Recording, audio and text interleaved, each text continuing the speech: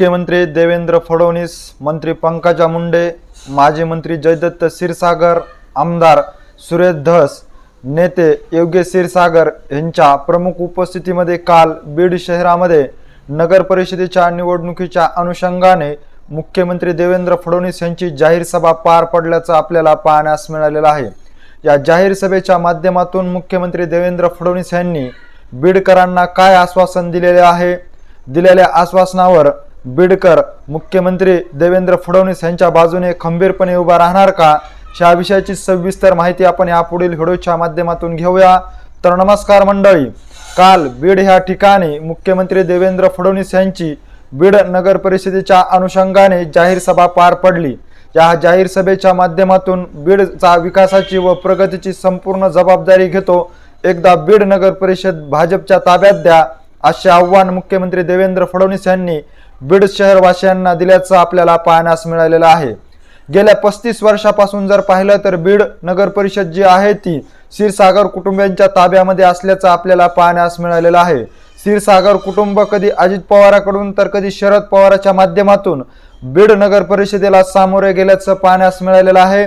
त्यामुळे भाजपला बीड नगर परिषदेमध्ये साधा आपला सदस्य देखील विजय करता आला नव्हता, परंतु डॉक्टर योगेश क्षीरसागर यांनी अजित पवार गटामध्ये आपलं काही जुळत नसल्या कारणास्तव राम ठोकत भाजपमध्ये पक्षप्रवेश करून बीड नगर परिषदेच्या निवडणुकीमध्ये भाजपला एक मोठी ताकद आणून दिली असल्याचं आपल्याला ह्या निवडणुकीच्या अनुषंगाने पाहण्यास मिळालेलं आहे।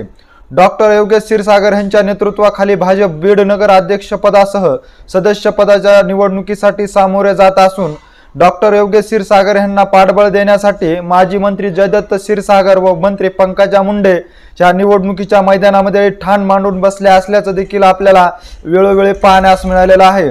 आज ह्या निवडणुकीच्या अनुषंगाने मतदान जरी होत असलं तरी काल मात्र बीड शहरामध्ये मुख्यमंत्री देवेंद्र फडणवीस यांची जाहीर सभा पार पडली आहे।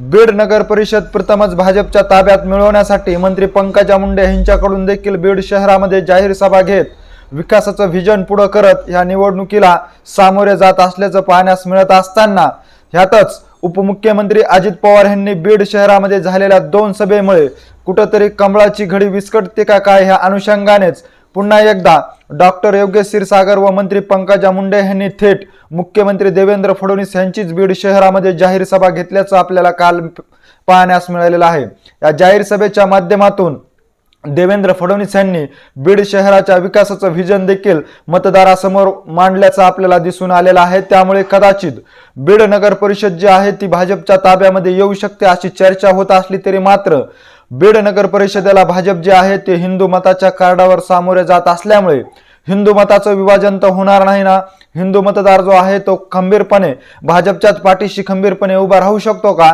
असा देखील प्रश्न आता ह्या झालेल्या जाहीर सभेच्या माध्यमातून पाहण्यास मिळत आहे।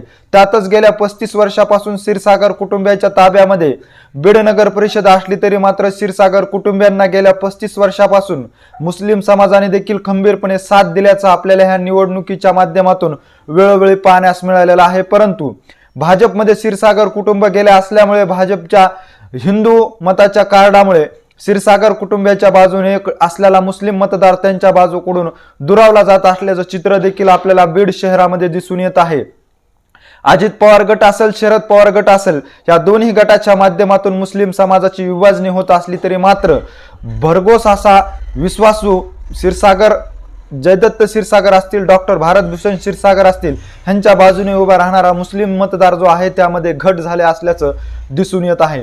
परंतु हे जरी असलं तरी ह्या मताचं विभाजन करण्यासाठी MIM देखील ह्या निवडणुकीच्या रिंगणामध्ये उतरले असल्यामुळे भाजप आपलं हिंदू कार्ड ह्या बीड शहराच्या नगर अध्यक्षपदाच्या निवडणुकीमध्ये खेळत असल्यामुळे कदाचित आणि त्यातच मुख्यमंत्री देवेंद्र फडणवीस यांनी बीड शहरवासियांना दिलेल्या विकासाच्या व्हिजनाचं आश्वासन ह्यामुळे कदाचित बीड नगर परिषद ही प्रथमच भाजपच्या ताब्यामध्ये येऊ शकतं असं देखील बोललं जात असलं तरी मात्र मतदार जो आहे तो खरंच भाजपच्या ह्या विकासाच्या व्हिजनवर खुश आहे का?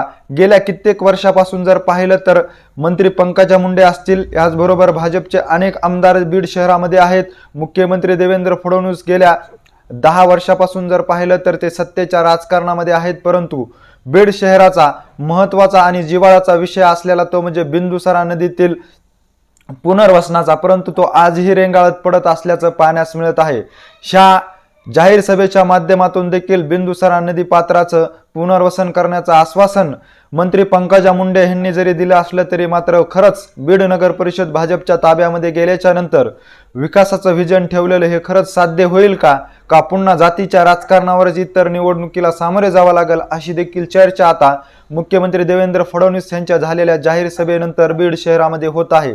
दुसरीकडे जर पाहिलं तर डॉक्टर योगेश क्षीरसागर यांनी सर्व काही जुळवाजुळव केलेले आहे, परंतु जुळवाजुळवीच्या राजकीय समीकरणावर आणि जातीच्या गणितावर भाजपच्या ताब्यामध्ये नगर परिषद येणं अत्यंत कठीण असल्याच्या कारणास्तव त्यांना मुख्यमंत्री देवेंद्र फडणवीस यांना थेट बीड शहरामध्ये जाहीर सभेसाठी बोलवण्याची वेळ आली असल्याचं देखील विरोधकांकडून सांगितलं जात आहे।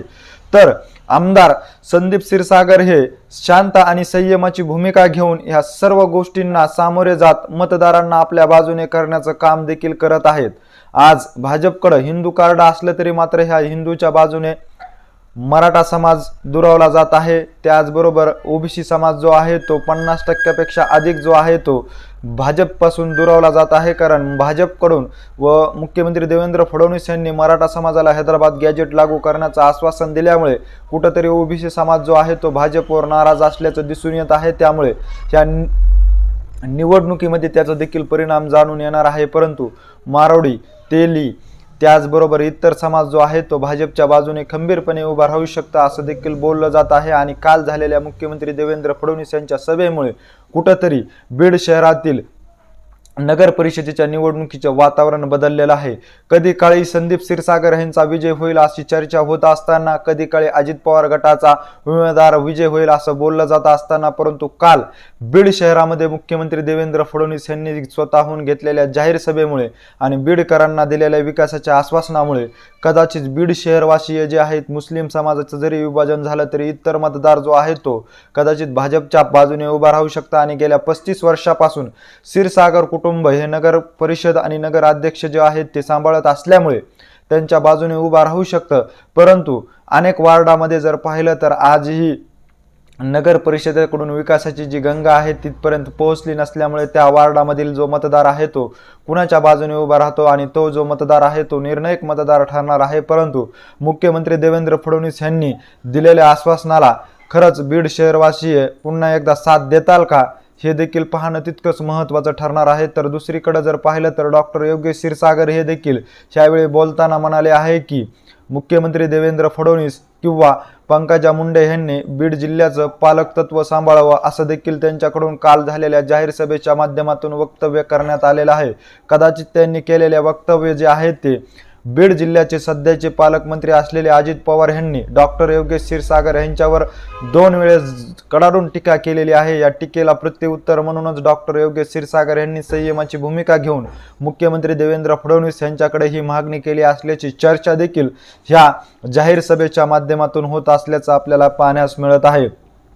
काल बीड शहरामध्ये मुख्यमंत्री देवेंद्र फडणवीस यांनी घेतलेली जाहीर सभेच्या माध्यमातून बीड शहरवासियांना दिलेल्या विकासाच्या आश्वासनाचं व्हिजन, ह्या व्हिजनाला खरंच पाठबळ बनून बीड शहरवासीय जे आहेत ते भाजपच्या पाठीशी खंबीरपणे उभा राहणार का? डॉक्टर योगेश क्षीरसागर यांनी डॉक्टर घुमरे यांना नगराध्यक्ष पदाच्या दिलेल्या उमेदवारीसाठी त्यांना विजय करणार का?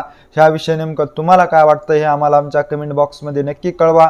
अशीच माहिती जर तुम्हाला वेळोवेळी जाणून घ्यायची असेल आणि तुम्ही अजूनही आमच्या चॅनलला जर सबस्क्राईब केलं नसेल तर नक्की सबस्क्राईब करा। धन्यवाद।